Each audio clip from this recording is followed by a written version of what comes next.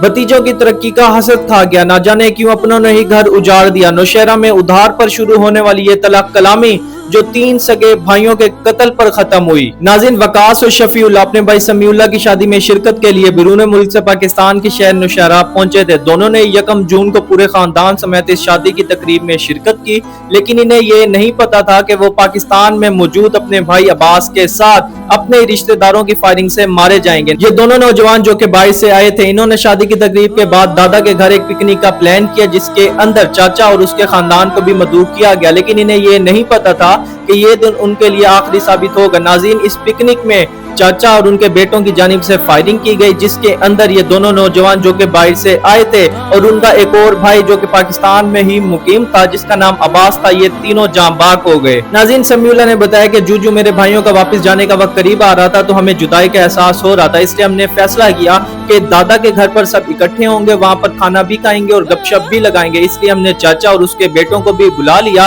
और शहर से गोश्त और दीगर सामान भी ले आए। समीउल्लाह ने बताया कि जब मैं खाना बना रहा था तो मुझे एहसास हुआ कि चाचा और दादा के दरमियान उधार के मामले पर तलक कलामी हो रही है। समीउल्लाह ने कहा, दरअसल मेरे चाचा ने मेरे दादा से 4 लाख रुपए उधार लिए थे, जिसके बाद चाचा ने सिर्फ 50,000 रुपए ही दादा को वापस किए थे, बकाया 3.5 लाख रुपए वापस नहीं किए थे। जिसके बाद मेरे चाचा और दादा में तलक कलामी बढ़ गई और मैं और वकास जब गए और चाचा को ये कहा कि आप छोड़ देंगे, आपके वालिदैन इनसे तलक कलामी ना करें, जिसके बाद मेरे चाचा और उनके बेटों ने पिस्टल को लोड किया और हम पर फायरिंग कर दी। और जब फायरिंग की गई तो वकास, शफीउल्लाह और अब्बास तीनों को ही गोलियां लग गईं और मैं मौजाना तौर पर बच गया। वो तीनों वहीं पर जाँ बाग हो गए और उसने ये भी बताया कि मेरी माँ किसी एक दिन भी अपने तीनों बेटों को याद करते हुए नहीं गुजारती। नाज़रीन, पुलिस ने चाचा और उनके बेटों के खिलाफ मुकदमा भी दर्ज कर लिया और उनको गिरफ्तार भी कर लिया और उनके खिलाफ कार्रवाई का आगाज भी कर दिया है।